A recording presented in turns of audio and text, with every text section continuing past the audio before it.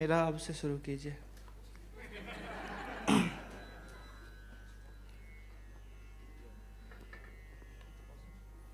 जावेद साहब नहीं है ना इस तरह, डर लगता है।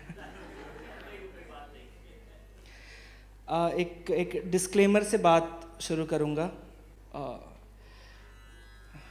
अक्सर इस तरह के आयोजनों में मेरी हालत एक नीले रंग वाले सियार जैसी हो जाती है।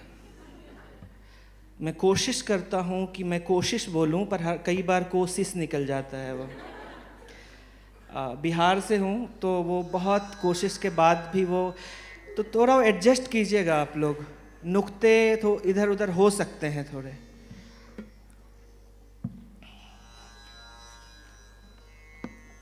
अब थोड़े कुछ चेक लिख के लाया था कि आयोजकों को धन्यवाद देना हमेशा भूल जाता हूँ। तो सबसे पहले बेंगलोर पोइट्री फेस्टिवल के सभी आयोजकों को बहुत शुक्रिया। ये शहर जो कि अक्सर बाइनरी में बात करता है, वहाँ पे आज कविता की बात हो रही है।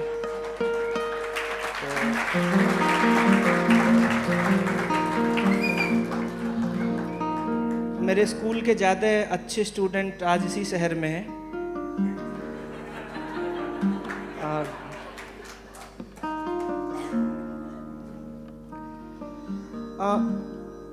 ये जो कुछ भी है कविता कहानी के बीच की कुछ चीज़ें, कुछ घटनाएं, संस्मरण, बदकही, इस सब को एक नाम दिया है मजनू का टीला।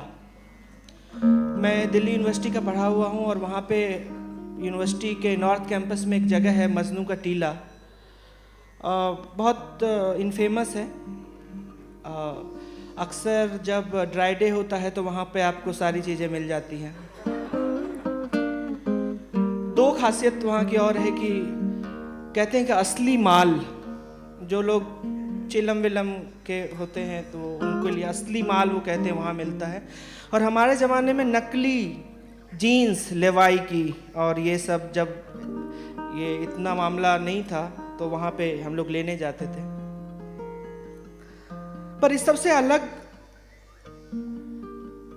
मजनू का टीला हमेशा मेरे लिए एक उम्मीद का दूसरा नाम लगता है मुझे। वो जब मैं वहाँ 50-60 साल की किसी महिला के आंखों में देखता हूँ वो धूप, जिसमें कि वो अपने संदूक से कपड़े निकाल के सुखाती है कि शायद किसी दिन उनका देश तिब्बत आज़ाद हो जाएगा और वो वहाँ लौट जाएंगी, तो मुझे वो धूप, उस धूप की याद आती है हमेशा मजनू के टीला से।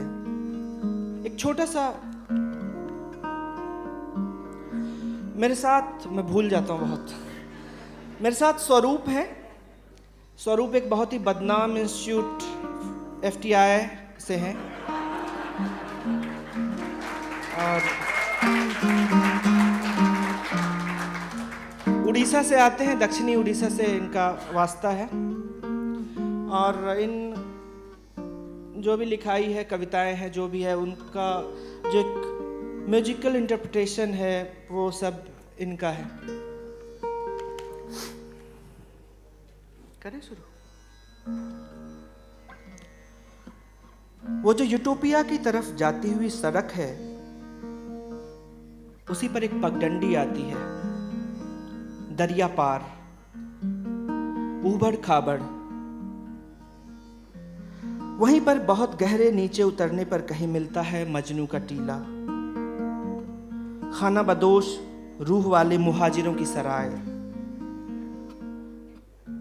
मुहाजिर ही तो हैं हम सब, किसी शहर, किसी देश, किसी दुनिया में। दरअसल हमारा ठिकाना तो कहीं और है।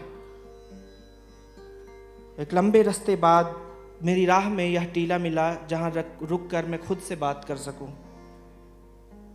बीते हुए रास्ते, भूलते हुए चेहरे, एक पुरानी अटकी हुई धुन, बंधती टूटती बंधती उम्मीद के हवाले से भरपूर मोहब्बत के साथ पहली बार आप लोगों के लिए मजनू का टीला, ये इसका फर्स्ट परफॉर्मेंस या जो भी है इसके लिए यहीं पे हो रहा है।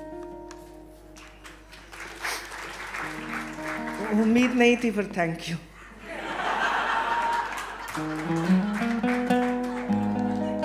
पहली कविता शीर्षक है प्रेम, बारिश और इनकलाब।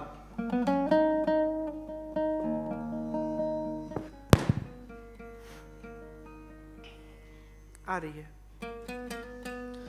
पता है मुझे कविता से, कम से कम मेरी कविता से, न निजाम बदलता है, न प्रेमिका मानती है, न ही बादल आते हैं। न निजाम बदलता है, न प्रेमिका मानती है, न ही बादल आते हैं। बहेलिया नहीं बदलता अपना मन, कुल्हारे लिए हाथ नहीं रुकते। कोई इनकलाब कहां आ पाता है इन कविताओं से।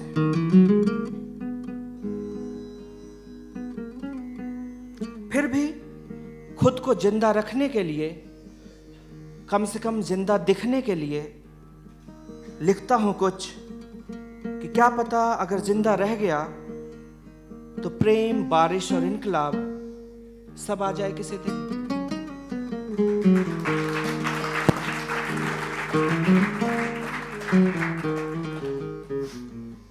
Thank you. इसी बारिश और एक प्रेम के बारे में एक इस जो अगली पीस है, इसको लेके मैं हमेशा ना अंग्रेजी में जो बोलते हैं एपोलोजेटिक ना, वैसा सा हो जाता हूँ कि कविता और कहानी के बीच में इसको कहाँ रखूँ समझ में नहीं आती। पर इतनी बार गुजरा हूँ इन जगहों से कि लगता है कि अब ये कविता ही है। शीर्षक है once in a blue moon. वो मुंहफट थी, साफ कहती तेरी कविता मुझे समझ में नहीं आती। एक बार मैंने पूछा और मैं हंसते हुए बोली, ओए ये पोएटिकली लाइन मत मार मुझ पे। हंसते हुए उसके गाल पर गड्ढे बनते थे, पिंपल्स, डिंपल्स।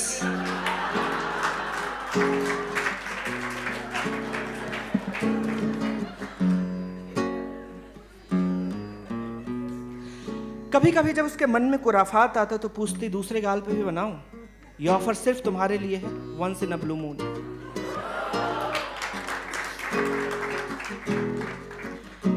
ये बातें वो अक्सर दोपहरों में करती,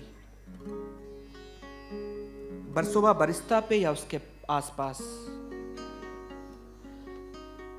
बाकी वक्त वो कितने ही सवाल पूछती, बेतरतीब और डरावने से सवाल।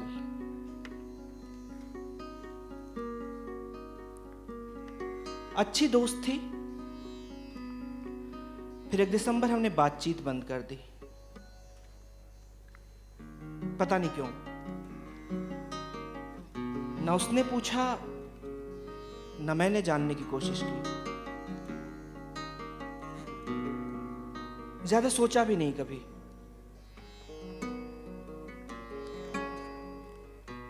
हाँ, बस ये याद है कि ऐसे ही बारिश वाली शामों में वो ओल्ड मॉन्क पीती थी,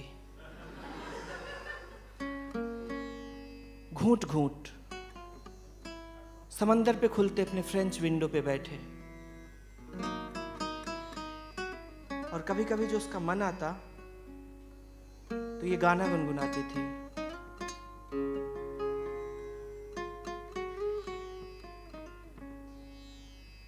ना না যেও না রজনী এখনো বাকি, बोले रात जागा पाखी, और किछु देते बाकी, ना ना जेओ ना, मत जाओ ना आज की रात।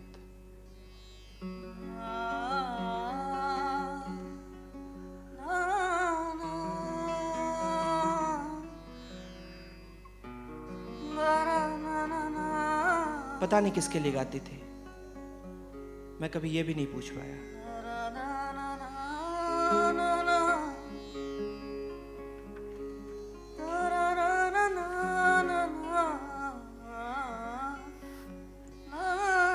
खैर, इस पीस में जो वर्सोवा बीच है, वो जिस समंदर पे उसकी फ्रेंच विंडो खुलती थी, वो समंदर अरेबियन सी है, अरब सागर। और मैं इस अरब सागर को बहुत पहले से जानता हूँ, जब मैं 7 साल का था। अगली कविता है अरब सागर के आसपास। थोड़ी लंबी कविता है, थोड़ा हौसला रखिएगा।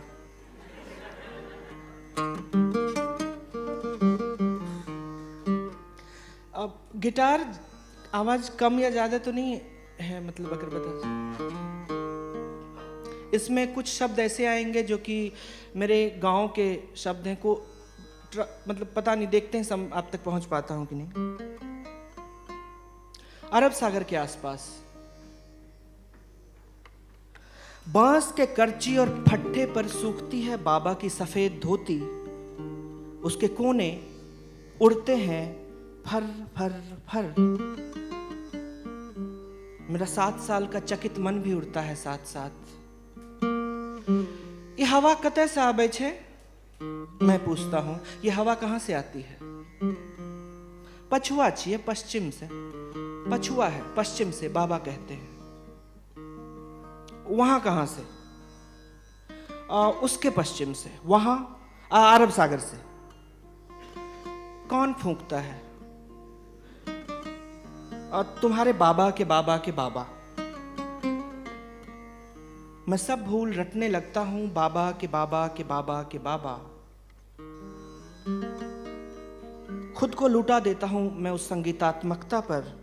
फूंकते हैं मेरे बाबा के बाबा के बाबा के बाबा। उसी संगीत को खोजता मैं आ गया हूं अरब सागर के पास, बॉम्बे, मुंबई।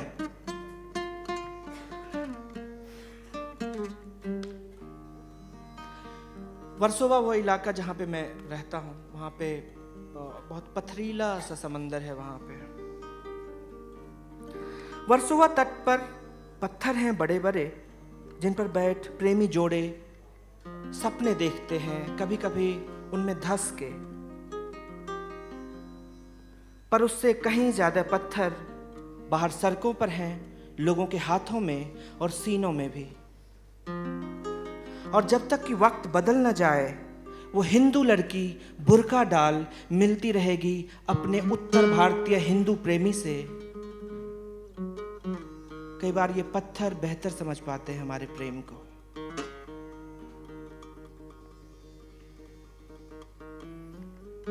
इस उत्तर आधुनिक तटीय शहर, उत्तर आधुनिक मतलब पोस्ट मॉडर्निस्ट और प्राग ऐतिहासिक मतलब प्री हिस्टोरिक। वो जब से इतिहास लिखना शुरू किया हमने, उससे पहले की चीज, मतलब ये शहर समझ लीजिए कि पोस्ट मॉडर्निस्ट और मैं प्राग ऐतिहासिक।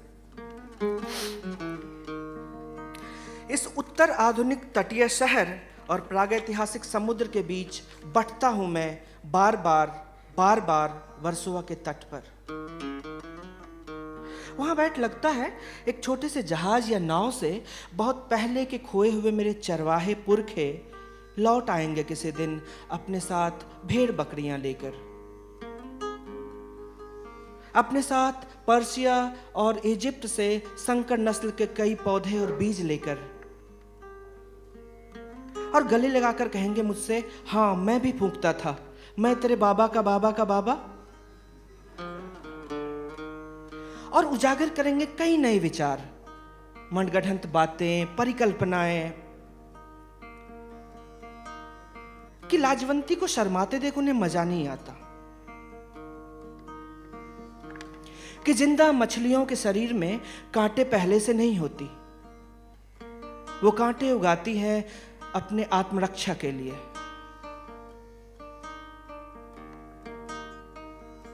कि मैंने इतिहास देख रखा है कि राजा चाहे विकास जो भी कर ले, आदमी सही नहीं है।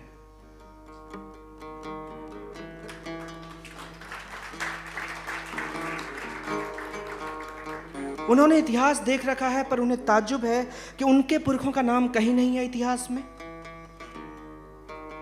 जिन्होंने आजादी की कई लड़ाइयां लड़ी थी अपने मध्यकालीन मन से, जिन्होंने तलवार, भाले, बर्छे को घर के सबसे अंधेरे और उदास कोने में धकेल दिया था।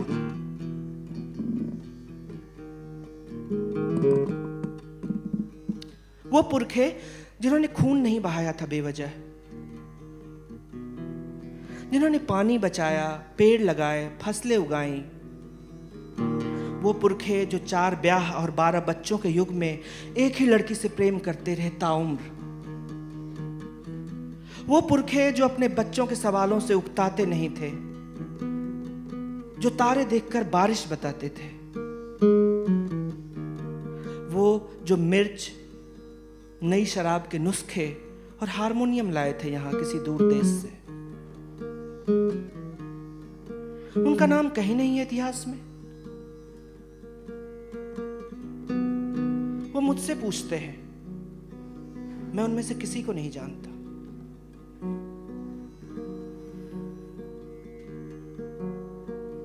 पर मैं यह जानता हूं कि अरब सागर से हवा आती है। जब बहुत से पुरखे एक साथ फूंकते हैं तो अरब सागर से हवा आती है हजारों मील दूर किसी गांव में, ताकि सूखती धोती के पृष्ठभूमि पर एक बाबा और पोते के बीच बातचीत हो अपने भूले हुए पुरखों पर।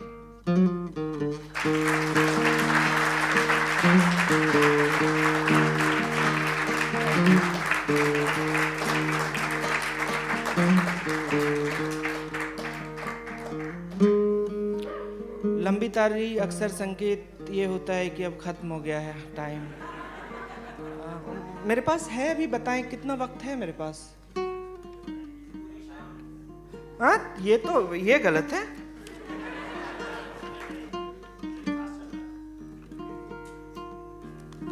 दो कविता देंगे क्या?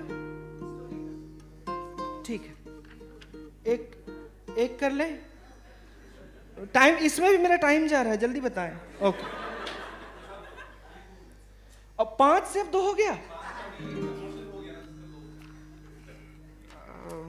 उठ ही जाऊं क्या? जल्दी से, मुझे इसमें आप लोगों का सहयोग चाहिए। ये एक बहुत पुरानी कविता है। दरअसल ये गाना है एक फिल्म का जो कि 3 साल से रुकी हुई है, रिलीज नहीं हुई है, और मैंने अब बागी बन के मैंने कहा चलो लोगों तक पहुंचा देते हैं इसे। ये गाना नियमगिरी पहाड़ है उड़ीसा में, उसके तलहटी में बसे गांव के एक बच्चे की कहानी है, उसकी कविता है। कुछ शब्द इसमें कुवी भाषा के हैं, संथाली है, मुंडारी है, बांग्ला के कुछ शब्द हैं, तेलुगु के कुछ शब्द हैं। ये खत्म हो जाने दीजिएगा बस।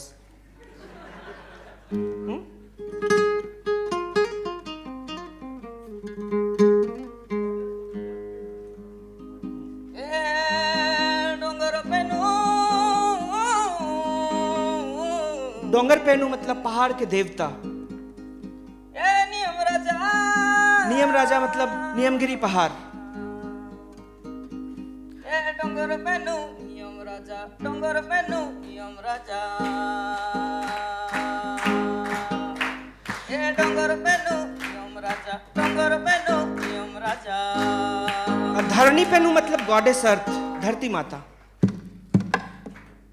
धरणी पेनू फलो मूलो नियम राजा, भालोई भालो डोंगर पेनू घनो घनो तापुर तुपुर त्रम, तापुर तुपुर त्रम आदिवासलम मेम मूल वासलम। हम आदिवासी हैं, हम भी इधर के रहने वाले हैं।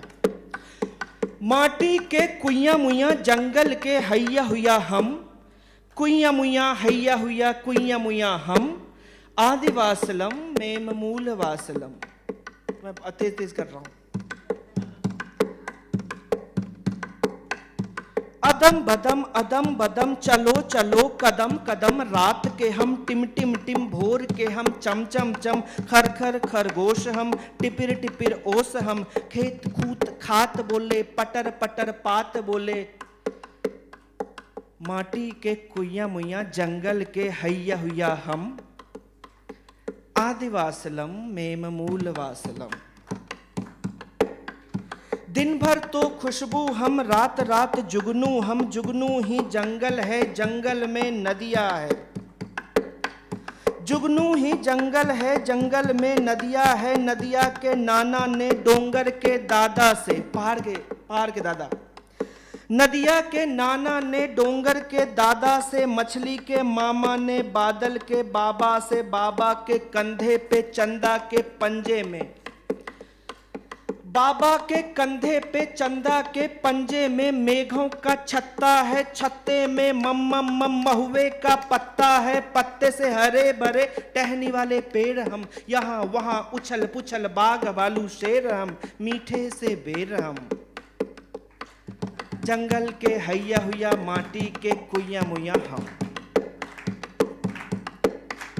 डोंगर पे नो नियम राजा, डोंगर पे नो नियम राजा, डोंगर पे नो नियम राजा, डोंगर पे नो नियम राजा। हो देव बस एक बात रहे, नियमगिरी साथ रहे, जंगल के माथे पे उसके दोनों हाथ रहे, टेसू पलाश फूले लाले लाले लहर लहर, मांदल पे थाप परे धिनिक धिनिक थपर थपर। मांदल, अभी ये मांदल बना हुआ है, पर इस गांव में जो बजा वाद्य यंत्र है उसको मांदल कहते हैं, और दिमसा इनका नाच है जो आग के चारों तरफ नाचते हैं। टेसू पलाश फूले लाले लाले लहर लहर, मांदल पे थाप परे धिनिक धिनिक थपर थपर, दिमसा का नाच चले तनिक तनिक सवर सवर, दिमसा का नाच चले तनिक तनिक सवर सवर, गांव गांव गांव रहे, गांव गांव गांव रहे, दूर रहे शहर शहर, वर्दी वाले भाई तुम आना इधर, वर्दी वाले भाई तुम आना इधर, ठहर ठहर माटी के कुइया मुइया, जंगल के हैया हुया हम, कुइया मुइया हैया हुया कुइया मुइया हम।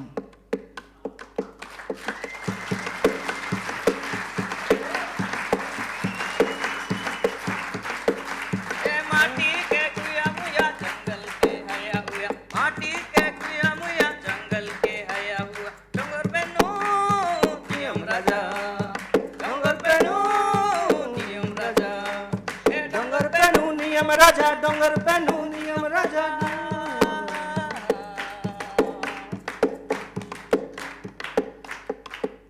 Thank you.